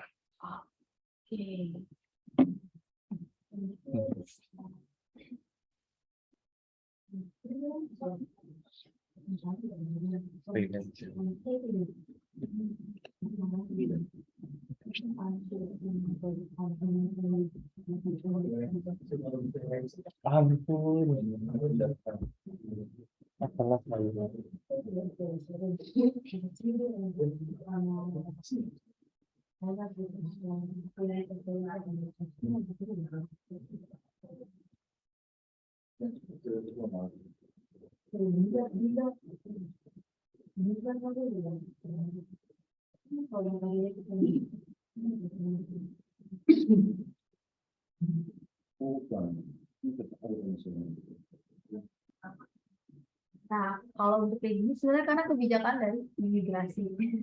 Jadi kebijakan dari imigrasi Jepangnya memang harus kayak gitu. Memang karena kan ini jatuhnya high skill, benar-benar high level. Gitu. Bukan apa, bukan kayak profesional, bukan benar-benar kayak visa profesional yang mereka udah high skill banget. Jadi jadi nanti gitu, karena nanti kan binatang harus bikin show ya, CV kan. Nah di CV itu kan harus kayak benar-benar profesional, binatang kapan wisuda, kapan masuk ke perusahaan, bidangnya apa gitu. Jadi freelance tuh nggak kayak gitu. Jadi saya ingin ada bertanya, boleh ya kaitan dengan ini. Kami kan setiap waktu boleh merevisi kurikulum gitu ya. Apakah ada saran dalam kurikulum itu nanti bisa jadi acuan untuk memiliki pengalaman kerja? Apakah boleh nanti kurikulum yang kami susun di universitas itu nanti bisa diajukan sebagai dasar memiliki pengalaman kerja? Ada saran nggak dari Novi? Ada dari LPK sebaiknya apa mata kuliahnya gitu ya? Yang nanti dengan mata kuliah yang kita sudah ambil ini diakui oleh orang Jepang sebagai skill untuk anak S1 seperti itu. Oke, baik. Untuk masalah ini, Tente kali ini kan kebijakan imigrasi ya. Iya. Jadi Novi akan coba cari tahu dulu. Baik nanti bertanya ke pihak imigrasi atau pihak Jepangnya langsung, apakah ada, nanti kalau sudah ada Novi nanti akan sampaikan ke Tente. Iya, ini kalau bisa dalam waktu dekat ya. Kita berharap karena sebenarnya kita belajar ada audiovisual. Apakah penting mata kuliah itu? Dan mungkin juga ada belajar dalam audiovisual itu. Kebetulan bukan dosen bahasa Jepang yang mengajar. Kalau memang penting kita yang ambil alih mengajarkan cara mengetik pakai words bahasa Jepang atau apa gitu yang skill nanti bisa dipertanggungjawabkan ketika di Jepang, bekerja di Jepang itu terpakai seperti itu ya. Ya minta bantuan Novi ya untuk carikan info. Baik, Ya. nanti Novi cari tahu Iya. untuk ini. Tapi Novi akan kerjasama juga dengan pihak Jepang yang di Jepang untuk konfirmasi ke imigrasinya. Iya, mungkin ditambah juga pengalaman Novi sama Ade, Ade Sang yang selama mengelola LPK itu, kayaknya kalau ini jadi kurikulum di jurusan sastra Jepang, kayaknya ini bermanfaat deh buat kita di tempat kerja. Bukan hanya sekedar belajar Minna, Nihongo sampai Chukyu saja, tapi ada hal lain gitu. Pas skill-skill tambahan yang kalau sudah dibekali di sini gitu, Novi jadi lebih gampang membina kohai-kohainya bekerja di situ atau perusahaan lebih gampang, memudahkan seperti itu. Ya, mungkin ada saran nanti ya, saya minta ya saran. Mungkin tidak kalau bisa jawab sekarang, tapi berharap ada jawaban yang lebih komprehensif ya untuk ke depan. Gitu. Oke, makasih Sensei udah membantu kita ya teman-teman, kakak abang sekalian. Mudah-mudahan ada mata kuliah seperti itu di besok di tahun esok. Biar dia masih menikmati loh Bang, soalnya tinggal 1 tahun lagi kan. Rugi. Benar. Jadi ya sebagai alumni kalau Minasa benar-benar nggak nikmatin pelajaran bahasa Jepang di sini. Saya tanya deh apalagi senior yang kerjanya itu nggak relate sama bahasa Jepang. Mereka tuh sekarang kayak yang bener-bener pengen ngambil lagi terus nggak ngambil JKT waktu kuliah banyak rata-rata gitu. Jadi Minasa bisa belajar dari kita. Bang Bibi mau nanggepin? Mau nanya magang kan di BPT kita eksekusinya di BPT itu 110.000 sampai 110.000 yen. Nah itu memang paling sekitar segitu atau berbeda tergantung perusahaan atau tempat dari pekerja. Oke, emang rata-rata segitu karena kan kebetulan memang ngelola misalnya di APK kan pasti selalu melihat kontrak-kontrak siswa-siswa ya. Rata-rata memang 110 sampai 150.000 bersih ya. Maksudnya di sini bersih itu udah dipotong udah dipotong gas listrik air itu, terus sudah dipotong asuransi sendiri, jadi benar-benar kayak buat makan doang. Apa sih? Cukup Bang Bibi? Oke, mungkin dari kakak abang yang lain jika ada pertanyaan disilakan. Bang Fadel ada? Oh, enggak. Dari apa tuh Bang? Mungkin kenalan dulu dah sih Bang. Secara baik, kata Bung Sentral Rumah, perkenalkan saya Andika Pradana Wiranata dari BPS 19. Jadi yang bertanya itu sekitar freelancer itu, misalnya kalau kita itu sebelum atau pokoknya belum masuk ke sosial Jepang atau tidak ada guru di bahasa Jepang, cuman sebelumnya itu sudah tahu bahasa Jepang dan pernah ada masuk sebuah organisasi atau kelompok atau grup itu, dia bukan ada sertifikat tertulis cuma hanya sebagai perkumpulan atau asosiasi biasa, tapi grup itu pernah tugasnya itu ada pekerjaan sendiri itu sebagai penerima kelas atau untuk sebuah mungkin buku atau komik semacamnya, itu bisa terhitung pengalaman kerja atau tidak. Intinya adalah pengalaman kerja itu dihitung ketika Minasa udah wisuda. Jadi misalkan ketika Minasa wisuda tahun 2022 bulan September ya, bulan September 2022, berarti nanti pengalaman yang setelah September 2022 gitu.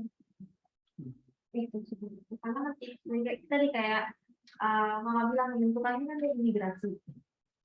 Jadi mereka tuh benar-benar melihat catatan diri CV kita.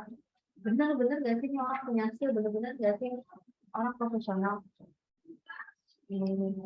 Jadi walaupun itu sih makanya. Ini biasa kalau bisa udah ambil yang dua-dua aja di sini, harus kerja di mana itu kayak setahun bisa langsung. Karena kan proses ke Jepang pun kan lama ya, maksudnya 3 bulan untuk job matching aja mungkin adalah sebulan, 3 bulan ngurus visa juga. Ya otomatis kayak tahun ini juga nggak akan terasa lama sebenarnya.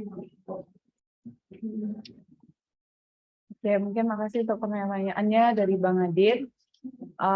Senpai Tachi, Tomodachi yang lain masih ada pertanyaan? Oke. Mungkin yang di Zoom karena ada pendatang baru atau pertanyaan baru yang baru muncul dari teman-teman sama senpai sekalian, disilakan mungkin via raise hand, bisa ngomong langsung ataupun via room chat kita.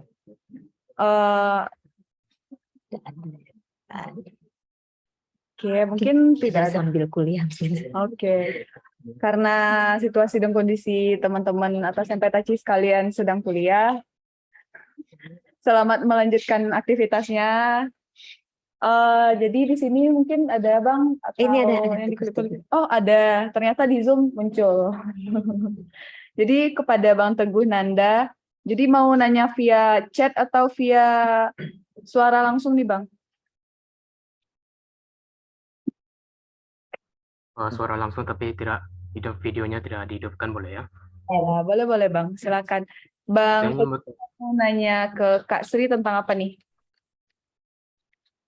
kalau saya ingin mungkin minta saran. Saya kan baru fresh graduate, terus orang tua dan orang-orang lain mungkin menyuruh untuk lanjut S2. Terus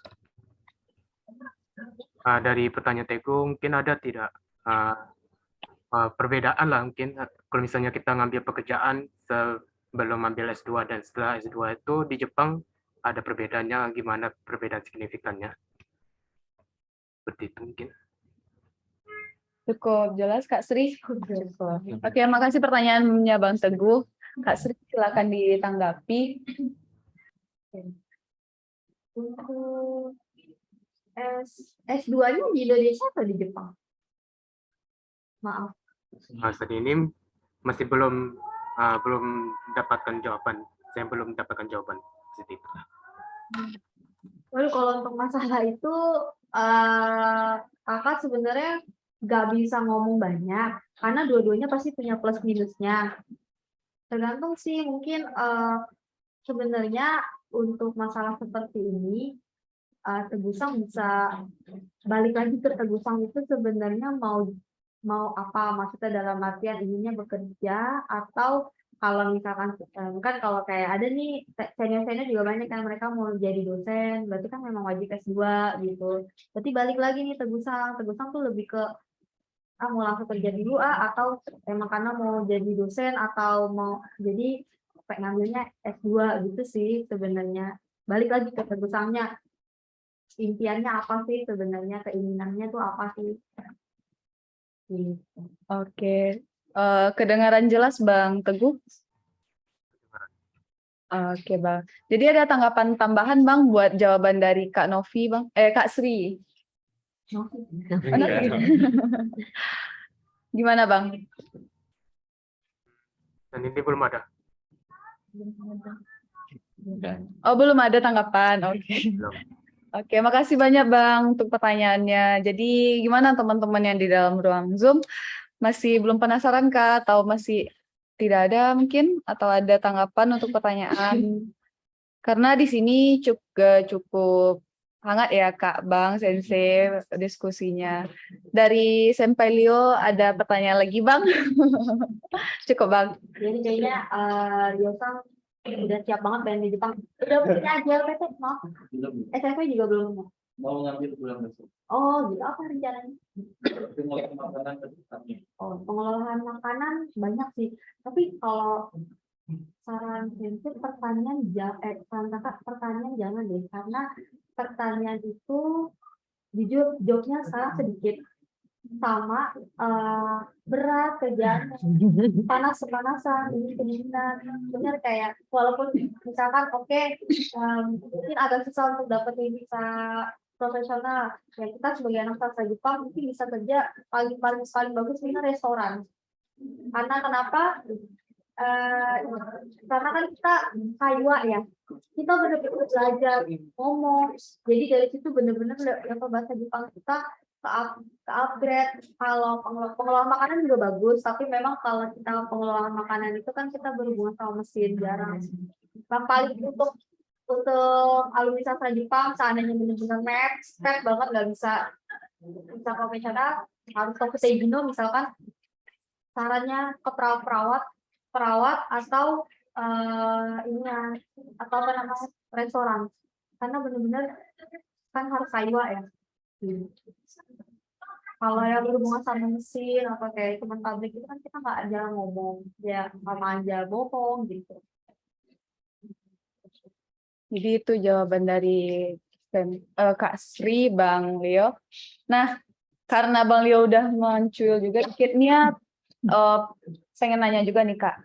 Kalau misalnya kan dari Jepang sendiri itu Kak, mereka kan juga ada mendatangkan pekerja dari Jepang ke Indonesia.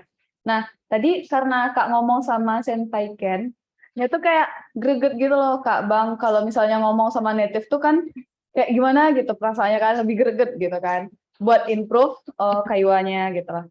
Jadi kalau misalnya di Indonesia yang banyak pekerja dari Jepang tuh yang membaur sama masyarakat tuh di mana Kak? Gitu. Oke, jadi ini sedikit sharing ya. Jadi ketika kakak baru wisuda, itu kakak nggak bisa ngomong bahasa Jepang sama sekali. Bener-bener kayak yang cuman gitu, paling yang sekecil kayak gua tabemasu gitu. Tapi dengan nekatnya, kakak ngelamar posisi sebagai resepsionis Japanese speaker. Nekat itu di Cikarang. Tapi alhamdulillahnya justru di malah bahasa Jepangnya improve dalam 6 bulan doang. Bener-bener beda banget yang tadinya nggak bisa ngomong sama sekali, bener-bener udah ngomong. Jadi intinya adalah challenge diri sendiri. Jangan main aman. Minasan tuh pasti bisa, kalau udah punya basic. Bener serius, bener-bener modal nekat banget hari pertama sebulan 2 bulan kerja itu tuh bener-bener diomelin mulu kayak aduh nggak tahu mau ngomong apa kayak gitu loh. Terus kadang menerjemahkan orang intern kan ini resepsionis apartemen nih ya kan. Jadi kadang ada yang bocor, ada yang apa, bener-bener kayak seharian tuh bawa buku terus bawa handphone buat Google Translate gitu. Tapi dari situ malah gak suka gitu. Jangan main aman intinya. Ternyata udah punya basic pasti bisa. Wajar lah beberapa bulan pertama pasti nggak bisa bahasa Jepang, maksudnya karena kan jarang ngomongnya, ya kan? Tapi habis itu pasti bisa. Pilih nanti kalau memang nggak kerja di Jepang, itu pekerjaan yang memang kayak penerjemah di pabrik kayak gitu, pokoknya yang hubungan langsung sama orang Jepangnya itu bagus. Itu pasti improve banget. Oke, mungkin itu ya Kak ya jawaban dari pertanyaan Nia. Segitu dulu dari Nia pertanyaannya. Jadi dari kakak abang yang lain ada yang ingin ditanyakan? Ya. Kalau misalnya nyari informasi itu padahal biasanya kalau lihat itu batas di Facebook mungkin PUBG atau kalau penerjemahan gitu. Kalau zaman nakal dulu biasanya dapat informasi gitu di mana atau informasi yang itu banyaknya di mana?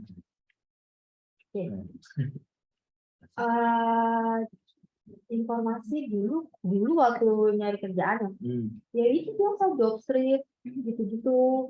Nah sekarang ada Aptia ya kan, tapi kalau minasan sekarang enak, senpai minasan udah banyak, dari Jepang juga udah banyak kan, bisa tanya langsung.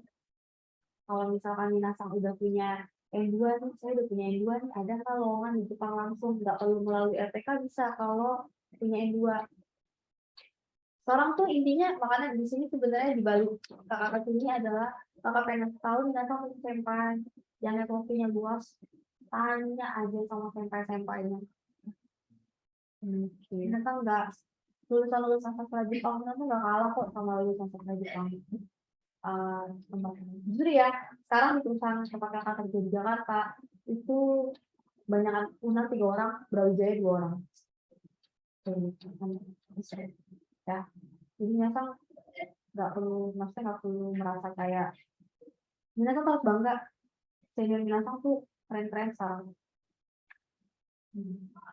Oke, terjawab Bang Fadel. Oke.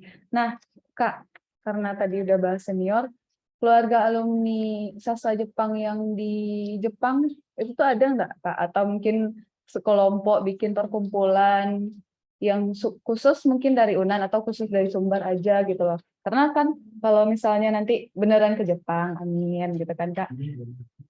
Tuh kadang kalau kita mengatasi rindu sama keluarga tuh pasti butuh orang yang sama-sama bisa ngomong kayak bahasa ibu kita kan, Kak.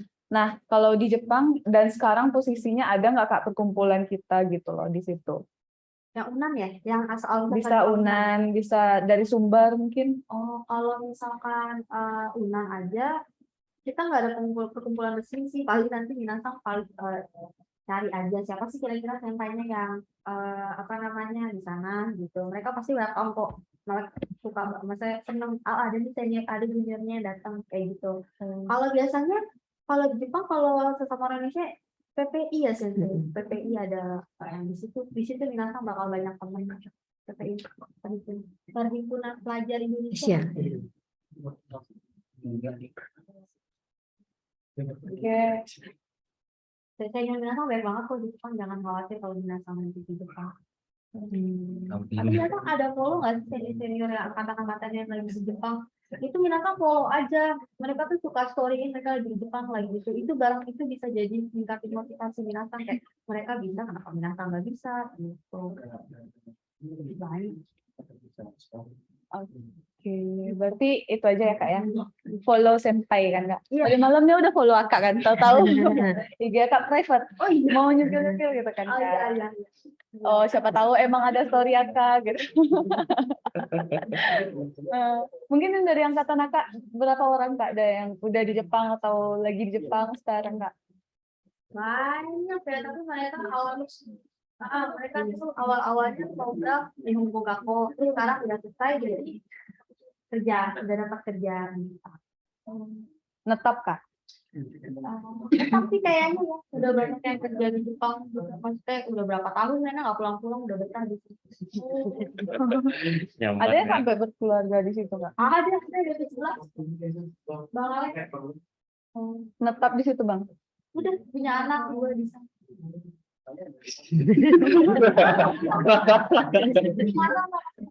Nah ini kita wajib follow yang sampai yang lagi di Jepang itu dia pasti bisa motivasi Absen. Minasa tahu kalau dunia Minasa tuh nggak hanya sekedar jurusan terus wisuda habis itu cari kerja di Jakarta jangan deh Jakarta udah cukup jadi Minasa ke Jepang aja yang kekurangan tenaga kerja. Oke, jadi itu dikit tadi info dari Kak ya. Cuman ya masih belum dengar sih Kak Bang dari tadi Bang Ade kita mungkin apa sesuatu yang dari Jepang yang ingin Abang bagi sama kita di sini gitu Bang. Mungkin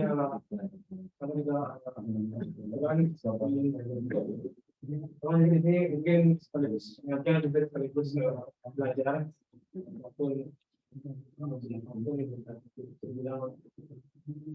kemarin juga itu jadi cuma sampai 6 bulan sampai setahun. Di mana Bang?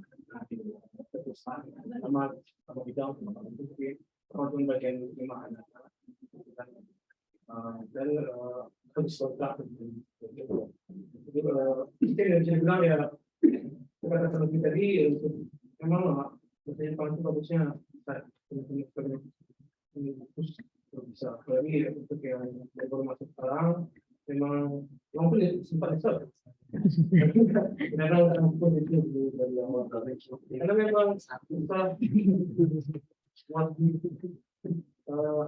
karena kalau udah kerja itu kayak memang bagian kita kerja itu kan memang kayak bang nih memang berputar musik apa yang kuat memang tapi karena sudah beda karena itu beda lelah mungkin ya bakalan tinggalnya sebentar memang kadang melengkapi kerjaan kita aja dan belajar memang ya kalau memang ada kesempatan untuk belajar bagusnya bagus saja lebih bagus kita bagus mungkin dari apa itu sih abang pun saya bilang mulai dari awal lagi sih ya udah pada lupa kunci dulu.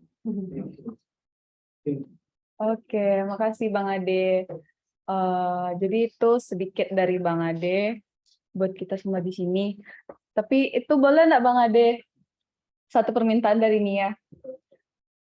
Nia masih greget sih Sensei sama denger speaking dari Ken Senpai tadi itu. Jadi tapi yang tadi tuh terlalu cepat berkalimat-kalimat kan Kak Bang. Nia pengen dengernya tuh satu kalimat diterjemahin gitu loh. Boleh nggak Kak Bang Senpai Ken? Apa aja gitu mungkin ngomong aja satu kalimat aja gitu loh terus diterjemahin gitu. Karena greget dengernya. Namanya bukan senpai sangat. Oh. Oke, sama dia. Mungkin bisa dibantu. Habibie kameranya ke sana. Agus saja. Iya, siapa tahu ada teman-teman juga yang dalam ruang gedung nengok kan. Oke, saya Rusko Mas. Ah, dah. Ya. Ada. Assalamualaikum. Waalaikumsalam. 今日はありがとうございました。わからないことあれば、何でも聞いてください。 Yang terjemah ini siapa kak? Kadang Sang Dozo. Oke. Baik.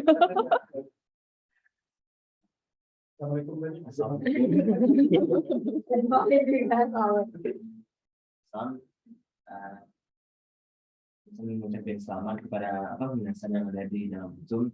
Jadi kan sama bertanya, kalau ada pertanyaan jangan sungkan silahkan tanya. Oh begitu. あとは、LPK 以外の、なんかその、日本に関することで、何か相談したいこととか、聞きたいことあれば、何でも聞いてください。全然これに関係ないことは大丈夫なんで。Jadi teman-teman kalau ada yang ingin bertanya mengenai Jepang ya selain di luar pembahasan yang TK tadi, silahkan bertanya. Kenさん質問いいですか。はい。いつまでパダーにいるんですか。ずっといます。そしたらもし私のクラスとか他の先生のクラスに入ってもらいたいと思っていますが、よろしいですか。Bingung nggak? Bingung nggak? はい。ここで日本語を教えてるんですか、または日本の関係にある業務の仕事してるんですか。はい。先生ですか、または業務。僕は、マーケティングです。マーケティングは中学クラスとか入ってもらいたいと思いますが、よろしいですか。多分日本語教えられない。学生のためです。学生は生の会話。学生に聞かで、はい、ありがとうございます。Hai, ini Nia katanya ingin ini mendengarkan Jepang langsung ya. Jadi bisa nanti Ken Sang mau katanya masuk hadir di kelas ya ngomong-ngomong dengan Ken.